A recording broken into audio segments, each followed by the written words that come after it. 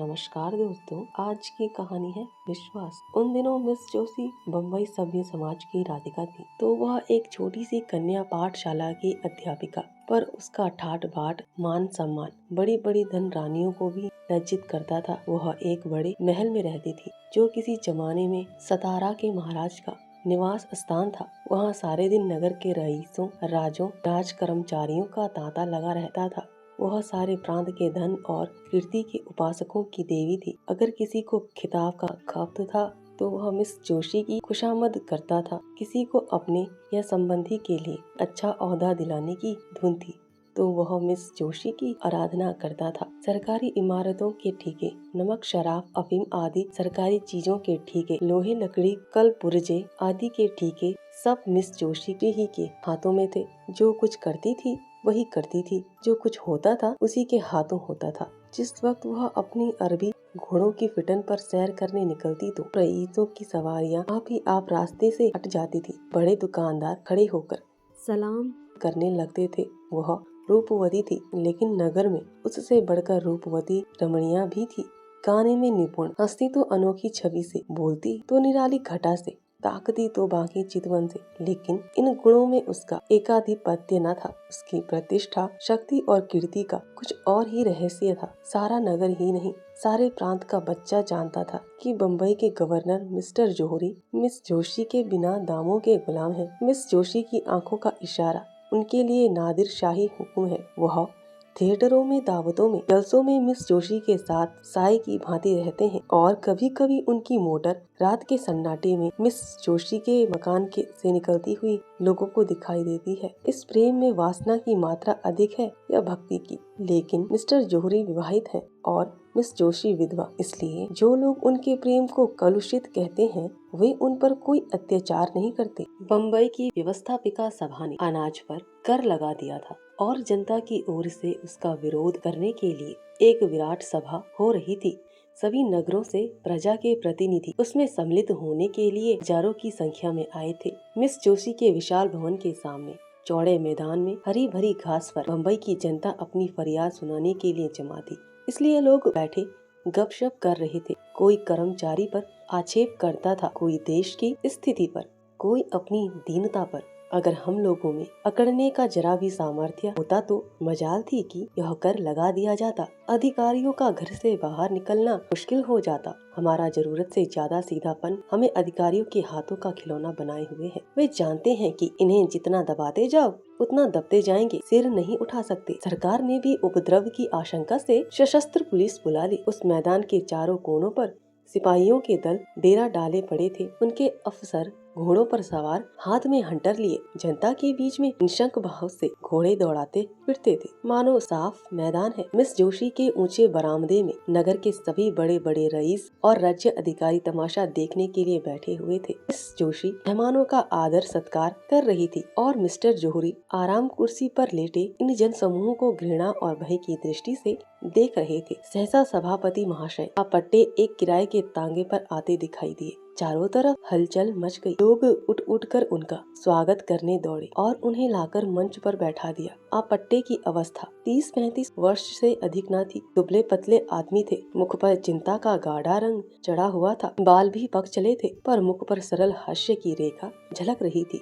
वह एक सफेद मोटा कुर्ता पहने थे, न पाँव में जूते थे, न सिर पर टोपी। इस अर्धनग्न दुर्बल निस्तेज प्राणी में न जाने कौन सा जादू था कि समस्त जगत उसकी पूजा करती थी, उसके पैरों पर सिर रगड़ती थी। इस एक प्राणी के हाथों में इतनी शक्ति थी कि वह क्षण मात्र में सारी मीलों को बंद करा सकता था, शहर का सारा कारोबार मिटा सकता था। अधिकारियों को उसके भय से नींद न आती थी। रात को सोते सोते चौंक पड़ते थे। उससे ज्यादा भयंकर जंतु अधिकारियों की दृष्टि में दूसरा न था। ये प्रचंड शासन शक्ति एक हड्डी के आदमी से थर-थर कांपती थी, क्योंकि उस हड्डी में एक पवित्र, निष्कलंक, बलवान और दिव्य आत्मा का निवास था। आपट्टे ने मंच पर खड़े होकर पहले जनता को शांत चित्त रहने और अहिंसा व्रत पालन करने का आदेश दिया। फिर देश में राजनीति स्थिति का वर्णन करने लगे। सहसा उनकी दृष्टि सामने मिस जोशी के बरामदे की ओर गई तो उनका प्रजा दुख पीड़ित हृदय तिलमिला उठा। यहाँ अगणित प्राणी अपनी विपत्ति की फरियाद सुनाने के लिए जमा थे।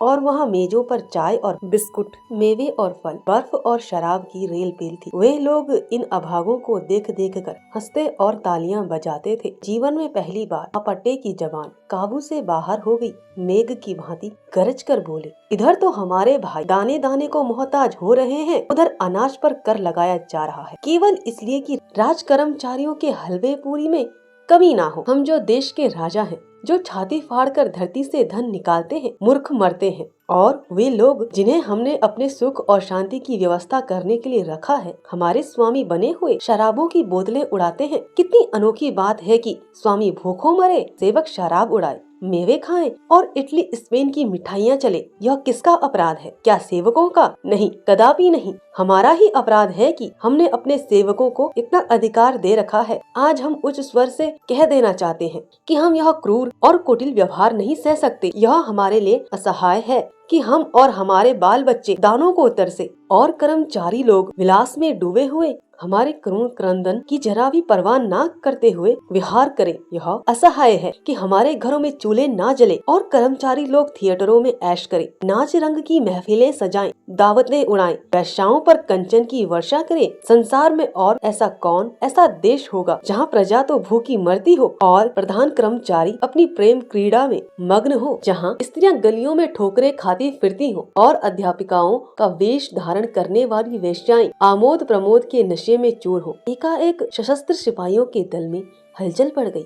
उनका अफसर हुक्म दे रहा था, सभा भंग कर दो, नेताओं को पकड़ लो, कोई न जाने पाए। यह विद्रोह आत्म व्याख्यान है। मिस्टर जौहरी ने पुलिस के अफसर को इशारे पर बुलाकर कहा, और किसी को गिरफ्तार करने की जरूरत नहीं, आप पट्टे ही को पकड़ो, वही हमारा शत्रु है। पुलिस ने डंडे चलाने शुरू किए और कई सिपाहियों के साथ जाकर अफसर ने आपट्टे का गिरफ्तार कर लिया। जनता ने त्योरियां बदली। अपने प्यारे नेता को यूं गिरफ्तार होते देखकर उनका धैर्य हाथ से जाता रहा। लेकिन उसी वक्त आपट्टे की ललकार सुनाई दी, तुमने अहिंसा व्रत लिया है और अगर किसी ने उस व्रत को तोड़ा तो उसका दोष मेरे सिर होगा। मैं तुमसे सविनय अनुरोध करता हूँ कि अपने अपने घर जाओ। अधिकारियों ने वही किया जो हम समझते थे। इस सभा से हमारा जो उद्देश्य था वह पूरा हो गया। हम यहाँ बलवा करने नहीं, केवल संसार की नैतिक सहानुभूति प्राप्त करने के लिए जमा हुए थे और हमारा उद्देश्य पूरा हो गया। एक क्षण में सभा भंग हो गई और आपट्टे पुलिस की हवालात में भेज दिए गए। मिस्टर जौहरी ने कहा, बच्चा बहुत दिनों के बाद पंजे में आए हैं। राजद्रोह का मुकदमा चलाकर कम से कम 10 साल के लिए अंडमान भेजूंगा।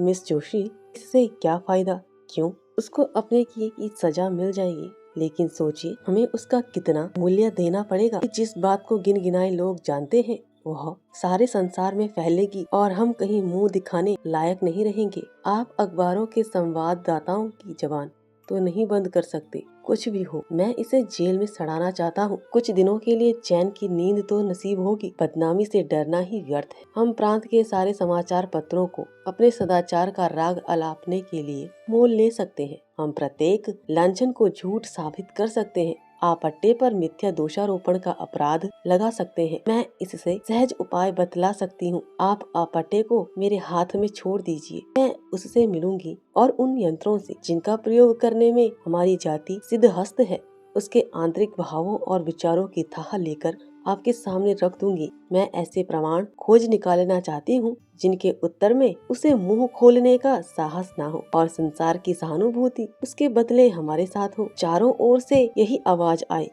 कि यह कपटी और धूर्त था और सरकार ने उसके साथ वही व्यवहार किया है जो होना चाहिए। मुझे विश्वास है कि वह षड्यंत्रकारियों को मुखिया है और मैं इसे सिद्ध कर देना चाहती हूँ। मैं उसे जनता की दृष्टि में देवता नहीं बनाना चाहती हूँ, उसको राक्षस के रूप में दिखाना चाहती हूँ। ऐसा कोई पुरुष नहीं है जिस पर युवती अपनी मोहिनी न डाल सके। अगर तुम्हें विश्वास है कि तुम यह काम पूरा कर दिखाओगी तो मुझे कोई आपत्ति नहीं है। मैं तो केवल उसे दंड देना चाहता हूँ, तो हुक्म दे दीजिए कि वह इसी वक्त छोड़ दिया जाए। जनता कहीं यह तो न समझेगी सरकार डर गई। नहीं, मेरे ख्याल में तो जनता पर इस व्यवहार का बहुत अच्छा असर पड़ेगा। लोग समझेंगे कि सरकार ने जनमत का सम्मान किया है। लेकिन तुम्हें उसके घर जाते लोग देखेंगे, मन में क्या कहेंगे? नकाब डालकर जाऊंगी, किसी को कानो कान खबर न होगी। मुझे तो अब भी भय है कि वह तुम्हें संदेह की दृष्टि से देखेगा और तुम्हारे पंजे में न आएगा। लेकिन तुम्हारी इच्छा है तो अजमा कर देखो। यह कहकर मिस्टर जौहरी ने मिस जोशी को प्रेममय नेत्रों से देखा, हाथ मिलाया और चले गए। आकाश पर तारे निकले हुए थे। चैत की शीतल सुखद वायु चल रही थी। सामने के चौड़े मैदान में सन्नाटा छाया हुआ था, लेकिन मिस जोशी को ऐसा मालूम हुआ मानो आपट्टे मंच पर खड़ा बोल रहा है। उसका शांत सौम्य विषादमय स्वरूप उसकी आंखों में समाया हुआ था। प्रातः काल मिस जोशी अपने भवन से निकली, लेकिन उसके वस्त्र बहुत साधारण थे और आभूषण के नाम शरीर पर एक धागा भी न था। अलंकार विहीन होकर उसकी छवि स्वच्छ जल की भांति और भी निखर गई। उसने सड़क पर आकर एक तांगा लिया और चली। आपट्टे का मकान गरीबों के एक दूर के मोहल्ले में था। तांगे वाला मकान का पता जानता था, कोई दिक्कत न हुई। जोशी जब मकान के द्वार पर पहुंची तो न जाने क्यों उसका दिल धड़क रहा था। उसने कांपते हुए हाथों से कुंडी खटखटाई। एक अधेड़ औरत ने निकलकर द्वार खोल दिया। मिस जोशी उस घर की सादगी देख दंग रह गई। एक किनारे चरपाई पड़ी हुई थी, एक टूटी अलमारी में कुछ किताबें चुनी हुई थी। फर्श पर खिलने का डेस्क था और एक रस्सी की अलगनी पर कपड़े लटक रहे थे। कमरे के दूसरे हिस्से में एक लोहे का चूल्हा था और खाने के बर्तन पड़े हुए थे। एक लंबा तगड़ा आदमी जो उसी अधेड़ औरत का पति था, बैठा एक टूटे हुए ताले की मरम्मत कर रहा था और एक 5-6 वर्ष का तेजस्वी बालक आपट्टे की पीठ पर चढ़ने के लिए उसके गले में हाथ डाल रहा था। आपट्टे इसी लोहार के साथ उसी घर में रहते थे। समाचार पत्रों के लेख लिखकर जो कुछ मिलता उसे दे देते और इसी भांति गृह प्रबंध की चिंताओं से छुट्टी पाकर जीवन व्यतीत करते थे। मिस जोशी को देखकर आपट्टे जरा चौंके, फिर खड़े होकर उनका स्वागत किया और सोचने लगे कहाँ बैठाऊं। अपनी दरिद्रता पर आज उन्हें जितनी लाज आई उतनी और कभी न आई थी। मिस जोशी उनका असमंजस देखकर चरपाई पर बैठ गई और जरा रुखाई से बोली, मैं बिना बुलाए आपके यहाँ आने के लिए क्षमा मांगती हूँ, किंतु काम ऐसा जरूरी था कि मेरे आए बिना पूरा ना हो सकता। क्या मैं 1 मिनट के लिए आपसे एकांत में मिल सकती हूँ? आपट्टे ने जगन्नाथ की ओर देखकर कमरे से बाहर चले जाने का इशारा किया। उसकी स्त्री भी बाहर चली गई। केवल बालक रह गया। वह मिस जोशी की ओर बार बार उत्सुक आंखों से देखता था, मानो पूछ रहा हो कि तुम आपट्टे दादा की कौन हो। मिस जोशी ने चरपाई से उतरकर जमीन पर बैठते हुए कहा, आप कुछ अनुमान कर सकते हैं कि इस वक्त क्यों आई हूँ? आपट्टे ने झेपते हुए कहा, आपकी कृपा के सिवा और क्या कारण हो सकता है? मिस जोशी, नहीं, संसार इतना उदार नहीं हुआ आप जिसे गालियाँ दे वह आपको धन्यवाद दे। आपको याद है कि कल आपने अपने व्याख्यान में मुझ पर क्या क्या आक्षेप किए थे? मैं आपसे जोर देकर कहती हूँ कि वे आक्षेप करके आपने मुझ पर घोर अत्याचार किया है। आप जैसे सहृदय शीलवान विद्वान आदमी से मुझे ऐसी आशा न थी। मैं अबला हूँ, मेरी रक्षा करने वाला कोई नहीं है। क्या आपको उचित था कि एक अबला का मिथ्यारोपण करे? अगर मैं पुरुष होती तो आपसे ड्यूल खेलने का आग्रह करती। अबला हूँ, इसलिए आपकी सज्जनता को स्पर्श करना ही मेरे हाथ में है। आपने मुझ पर जो लांछन लगाए हैं वे सर्वथा निर्मूल हैं। आपट्टे ने दृढ़ता से कहा, अनुमान तो बाहरी प्रमाणों से ही किया जाता है। मिस जोशी, बाहरी प्रमाणों से आप किसी के अंत स्थल की बात नहीं जान सकते। आपट्टे, जिसका भीतर बाहर एक न हो उसे देखकर भ्रम में पड़ जाना स्वाभाविक है। मिस जोशी, हाँ तो वह आपका भ्रम है और मैं चाहती हूँ कि आप उस कलंक को मिटा दे जो आपने मुझ पर लगाया है। आप इसके लिए प्रायश्चित करेंगे? आपट्टे, अगर ना करूं तो मुझसे बड़ा दुरात्मा संसार में ना होगा। मिस जोशी, आप मुझ पर विश्वास करते हैं? आपट्टे, मैंने आज तक किसी रमणी पर विश्वास नहीं किया। मिस जोशी, क्या आपको यह संदेह हो रहा है कि मैं आपके साथ कौशल कर रही हूँ? आपट्टे ने मिस जोशी की ओर अपने सदैव सजल सरल नेत्रों से देखकर कहा, भाई जी, मैं गंवार और अशिष्ट प्राणी हूँ, लेकिन नारी जाति के लिए मेरे हृदय में जो आदर है वह श्रद्धा से कम नहीं है जो मुझे देवताओं पर है। मैंने अपनी माता का मुख नहीं देखा, यह भी नहीं जानता कि मेरा पिता कौन था, किंतु जिस देवी ने दया वृक्ष की छाया में मेरा पालन पोषण हुआ उसकी प्रेम मूर्ति आज तक मेरी आंखों के सामने है और नारी के प्रति मेरी भक्ति सजीव रखे हुए है। मैं उन शब्दों को मुंह से निकालने के लिए अत्यंत दुखी और लज्जित हूँ जो आवेश में निकल गए और मैं आज ही समाचार पत्रों में खेद प्रकट करके आपसे क्षमा की प्रार्थना करूंगा। मिस जोशी का अब तक अधिकांश स्वार्थी आदमियों ही से सभी का पड़ा था, जिनके चिकने चुपड़े शब्दों में मतलब छुपा हुआ था। आपट्टे के सरल विश्वास पर उसका चित्त आनंद से गदगद हो गया। शायद वह गंगा में खड़ी होकर अपने अन्य मित्रों से यह कहती तो उसके फैशनेबल मिलने वालों में से किसी को उस पर विश्वास न आता। सब मुंह के सामने तो हाँ हाँ करते, पर बाहर निकलते ही उसका मजाक उड़ाना शुरू करते। उन कपटी मित्रों के सन्मुख यह आदमी था जिसके एक एक शब्द में सच्चाई झलक रही थी, जिसके शब्द अंत स्थल से निकलते हुए मालूम होते थे। आपट्टे उसे चुप देखकर किसी और ही चिंता में पड़े हुए थे। उन्हें भय हो रहा था, मिस जोशी के सामने कितनी सफाइयां पेश करूं, मेरे आक्षेपों का असर कभी ना मिटेगा। इस भाव ने अज्ञात रूप से उन्हें अपने विषय की गुप्त बातें कहने की प्रेरणा की, जो उन्हें उसकी दृष्टि में लघु बना दे, जिससे वह भी उन्हें नीच समझने लगे। उसको संतोष हो जाए कि यह भी कुलसित आत्मा है। बोले, मैं जन्म से अभागा हूँ, माता पिता का तो मुँह ही देखना नसीब न हुआ। जिस दयाशील महिला ने मुझे आश्रय दिया था, वह भी मुझे 13 वर्ष की अवस्था में अनाथ छोड़कर परलोक सिधार गई। उस समय मेरे सिर पर जो कुछ बीती, उसे याद करके इतनी लज्जा आती है कि किसी को मुंह न दिखाऊं। मैंने धोबी का काम किया, मोची का काम किया, घोड़े की साइसी की, एक होटल में बर्तन मांजता रहा, यहाँ तक कि कितनी ही बार क्षुधा से व्याकुल होकर भीख मांगी। मजदूरी करने को बुरा नहीं समझता, आज भी मजदूरी ही करता हूँ। भीख मांगनी भी किसी किसी दशा में क्षम्य है, लेकिन मैंने उस अवस्था में ऐसे ऐसे कर्म किए जिन्हें कहते लज्जा आती है। चोरी की, विश्वासघात किया, यहाँ तक कि चोरी के अपराध में कैद की सजा भी पाई। मिस जोशी ने सजल नयन होकर कहा, आज यह सब बातें मुझसे क्यों कह रहे हैं? मैं इनका उल्लेख करके आपको कितना बदनाम कर सकती हूँ, इसका आपको भय नहीं है? आपट्टे ने हंसकर कहा, नहीं, आपसे मुझे भय नहीं है मिस जोशी। अगर मैं आपसे बदला लेना चाहूँ तो जब मैं अपने अपराध पर लज्जित होकर आपसे क्षमा मांग रहा हूँ, तो मेरा अपराध रहा ही कहाँ जिसका आप मुझसे बदला लेंगी। इससे तो मुझे भय होता है कि आपने मुझे क्षमा नहीं किया, लेकिन यदि मैंने आपसे क्षमा ना मांगी तो मुझसे तो बदला ना ले सकती। बदला लेने वालों की आंखें यो सजल नहीं हो जाया करती। मैं आपको कपट करने के अयोग्य समझता हूँ। आप यदि कपट करना चाहती तो यहाँ कभी न आती। मैं आपका भेद लेने ही के लिए आई हूँ। आपट्टे तो शौक से लीजिए। मैं बतला चुका हूँ कि मैंने चोरी के अपराध में कैद की सजा पाई थी। नासिक के जेल में रखा गया था। मेरा शरीर दुबला था, जेल की कड़ी मेहनत न हो सकती थी और अधिकारी लोग मुझे कामचोर समझकर बेतों से मारते थे। आखिर एक दिन मैं रात को जेल से भाग खड़ा हुआ। मिस जोशी, आप तो छिपे रुस्तम निकले। आपट्टे, ऐसा भागा कि किसी को खबर न हुई। आज तक मेरे नाम वारंट जारी है और 500 रुपए का इनाम भी है। मिस जोशी, तब तो मैं आपको जरूर पकड़ा दूंगी। आपट्टे, तो फिर मैं आपको अपना असल नाम भी बता देता हूँ। मेरा नाम दामोदर मोदी है। यह नाम तो पुलिस से बचने के लिए रख छोड़ा है। बालक अब तक तो चुपचाप बैठा हुआ था। मिस जोशी के मुंह से पकड़ाने की बात सुनकर वह सजग हो गया। उन्हें डांट कर बोला, हमारे दादा को कौन पकड़ेगा? मिस जोशी, सिपाही और कौन? बालक, हम सिपाही को मारेंगे। वह कहकर वह एक कोने से अपने खेलने वाला डंडा उठा लाया और आपट्टे के पास विरोचिता भाव से खड़ा हो गया, मानो सिपाहियों से उनकी रक्षा कर रहा हो। मिस जोशी, आपका रक्षक तो बड़ा बहादुर मालूम होता है। इसकी भी एक कथा है। आपट्टे, इसकी भी एक कथा है। साल भर होता है यह लड़का खो गया था, मुझे रास्ते में मिला। मैं पूछता पूछता इसे यहाँ लाया। उसी दिन से इन लोगों से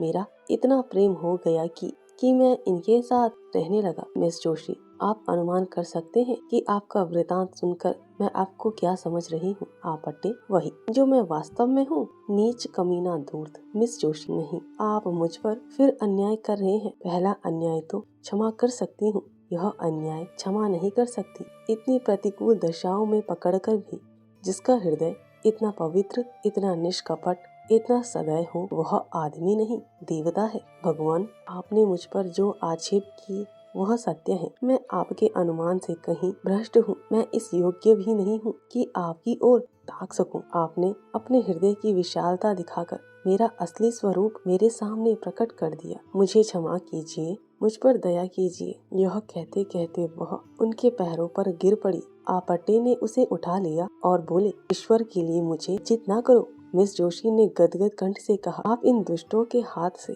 मेरा उद्धार कीजिए। मुझे इस योग्य बनाए कि आपकी विश्वास पात्री बन सकूं। ईश्वर साक्षी है कि मुझे कभी कभी अपनी दशा पर कितना दुख होता है। मैं बार बार चेष्टा करती हूँ कि अपनी दशा सुधारूं, इस विलासिता के जाल को तोड़ दूं जो मेरी आत्मा को चारों तरफ से जकड़े हुए हैं, पर दुर्बल आत्मा अपने निश्चय पर स्थित नहीं रहती। जो मेरी आत्मा को चारों तरफ से जकड़े हुए हैं, मेरा पालन पोषण जिस ढंग से हुआ उसका यह परिणाम होना स्वाभाविक सा मालूम होता है। मेरी उच्च शिक्षा ने गृहिणी जीवन से मेरे मन में घृणा पैदा कर दी। मुझे किसी पुरुष के अधीन रहने का विचार अस्वाभाविक जान पड़ता था। मैं गृहिणी की जिम्मेदारियों और चिंताओं को अपनी मानसिक स्वाधीनता के लिए द्वेष तुल्य समझती थी। मैं तर्क बुद्धि से अपने स्त्रीत्व को मिटा देना चाहती थी। मैं पुरुषों की भांति स्वतंत्र रहना चाहती थी।